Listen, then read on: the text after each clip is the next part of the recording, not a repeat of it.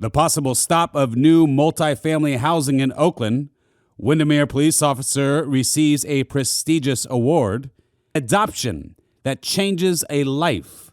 And a special Christmas message from me to you. The date is December 23rd, 2021.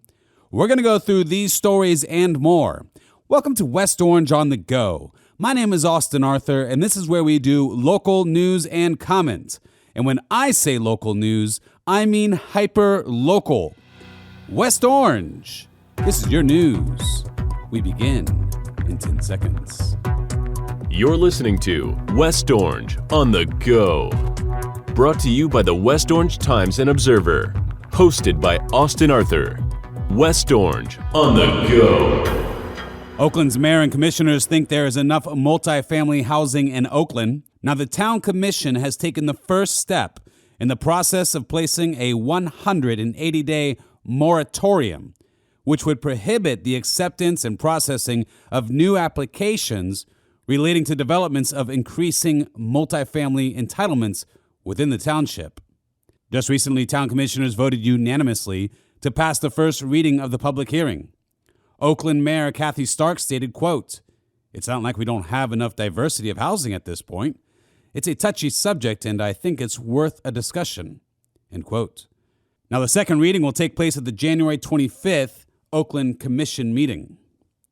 Windermere Town Council heard the second and final reading of a new parking violations ordinance during its December 14th meeting. Windermere Mayor Jim O'Brien said residents were parking illegally after the parks were closed, or were parking their vehicles with boat trailers throughout the town while they used the lakes. The new ordinance lists the schedule of civil penalties at $30, with the standard $250 penalty for parking in handicapped accessible spots without a permit. And in a separate motion initiated by town manager Robert Smith, the count extended the parking moratorium for 45 days to allow for the development of signage and locations. During the same meeting, Windermere Police Chief Dave Ogden issued a special community policing award to Officer Mark Wilson. Wilson has been part of several different programs, including the CARE program, where officers check on residents that may require additional care at least once a week. Chief Ogden said Wilson goes above and beyond his required duties. Quote, "Your actions exemplify the community policing model and have earned you this prestigious award," end quote. And so we congratulate Officer Wilson. I personally always look for a chance to thank our officers throughout West Orange. They do incredible work serving the people. So here we do news and comment, and I thank you for listening. But it's not enough. You should also go online to subscribe to your hyper-local news at orangeobserver.com. And get the paper, too. The paper, you put it in your hands. It's around the big red bins around town. And you don't want to miss this week's edition. For example, in this week's paper, there's a great Christmas section called The Reason for the Season.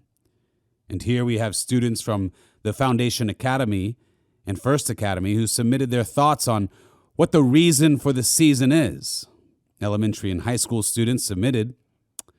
And I really want you to take a look. I encourage you to do that because, well, let me tell you, in a weary world, these stories, these children give me hope.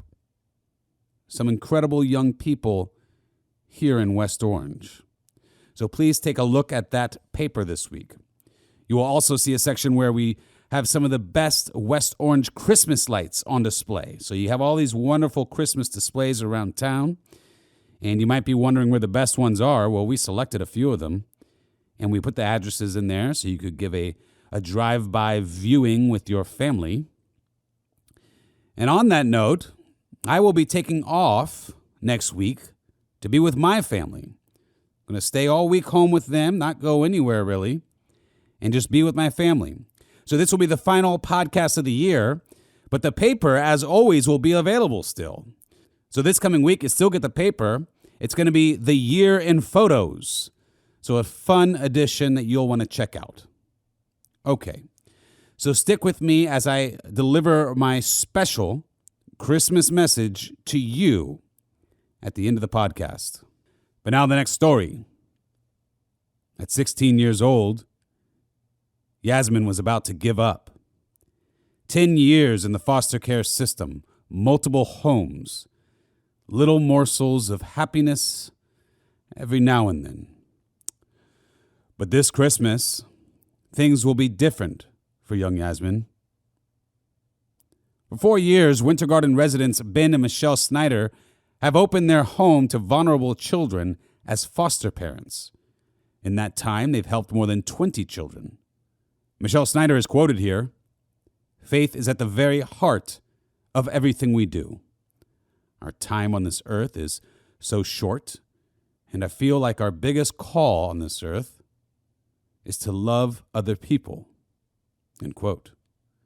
And in November 2020, they felt they wanted to take another step, adoption. 3 months later, the couple found Yasmin's profile on the Miami Heart Gallery. And by May, Ben and Michelle had begun to speak with Yasmin over Zoom.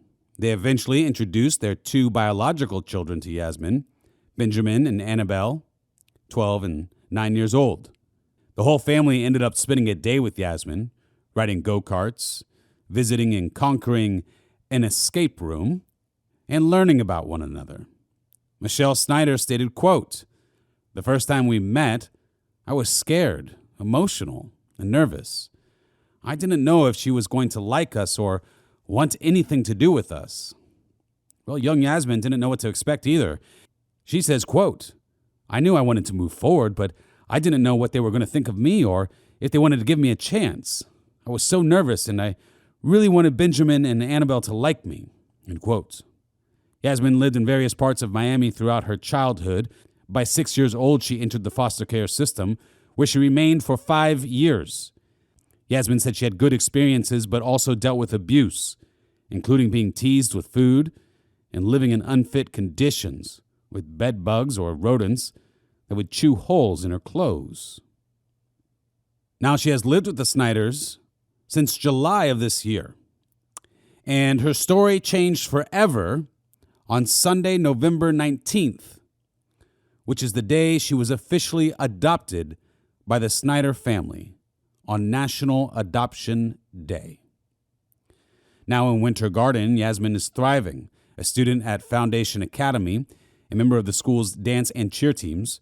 She is close with several foster families in the neighborhood, and she says she finally feels like she can open up about herself and not feel embarrassed. Yasmin is involved in the Mosaic Church and volunteers frequently. She also joined the youth group there. She says, quote, "I want to be able to share my story and to help other kids who are going through similar situations.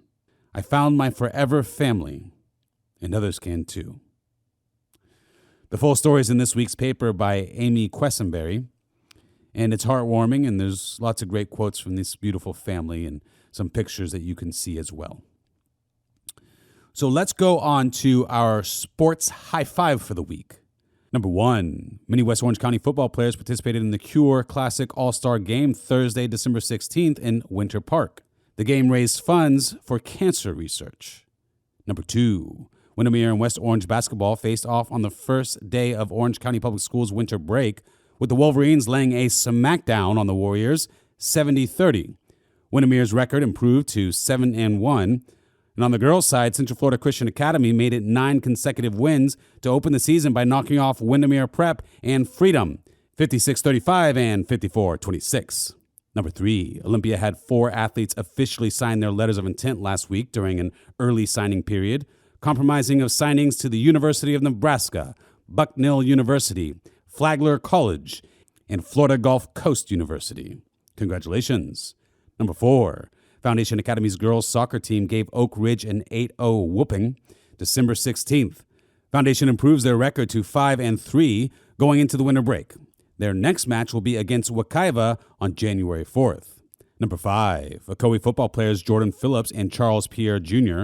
both announced their commitments this past week, with both of them set to play Division I football at the University of Tennessee in Knoxville and at South Dakota, respectively.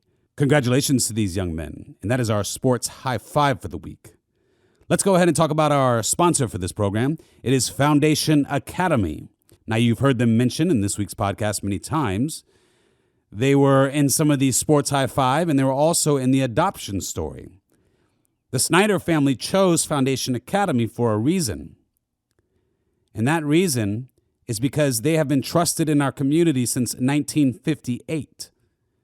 It's a faith-based Christian school, and their slogan says it all: Foundation Academy, where character matters. Over 2,000 years ago, a child was born. Now, this child was not any usual child. People from all around the world would soon learn his name. Indeed, at the time of his birth, some already were seeking him out. Now, this child's birth was very unpleasant, especially for his mother. You see, the government at the time was requiring heads of households to return to their home of origin. For the child's mother and her husband, this was a city very far from where they were living. Riding on a donkey while she was 9 months pregnant, this child's mother gave birth in a very compromised situation. During a time when a child and a mother had a great risk of dying during labor, the scenario was bleak. But this child was not any usual child. Both mother and child survived.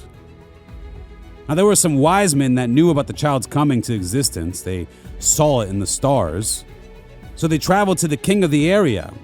Once the wise men told him of the coming of this baby, the king promised to help them find him and celebrate him. But he did not. Instead, this Roman client king, seeing the child as a threat, initiated what is known as the Massacre of the Innocents, killing all male children under 2 years of age. But this child was not any usual child. He survived, and he grew up in a traditional Jewish home following the customs, growing up with scriptures, talking to elders at the temple, even one time scaring his parents half to death when he was at the temple for 3 days while they frantically searched for him. Once discovered, the 12-year-old child was surprised with their distress, questioning them on why they would not immediately assume that he was at the temple. He grew up to be a great teacher, but what he was teaching was something new. In his teachings, he taught to love God with all your heart, but that it mostly counted if you did it in private. More difficult, he taught not only to love your neighbor, but to love your enemy. To love your enemy as you love yourself. Come to think of it, the way we love ourselves is complex.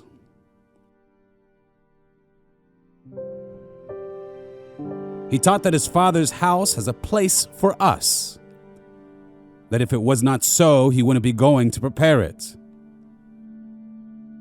He taught that those who are without sin should be the first to cast the stone of condemnation. And that since we are all with sin, we must pray to God for forgiveness, and that for it to be granted, we must first forgive others.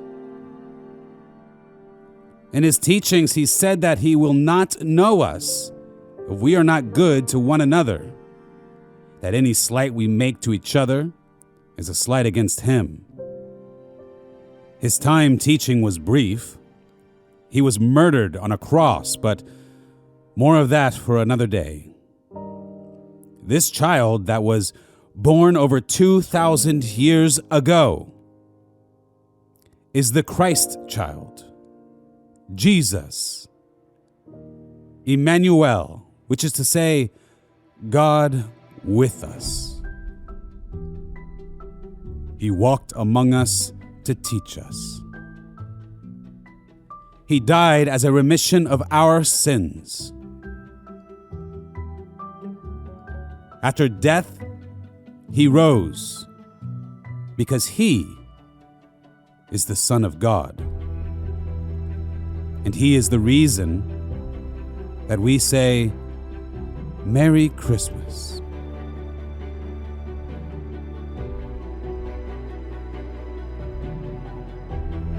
This has been Austin Arthur with the West Orange Times and Observer. And until next year, have a blessed Christmas and a happy New Year.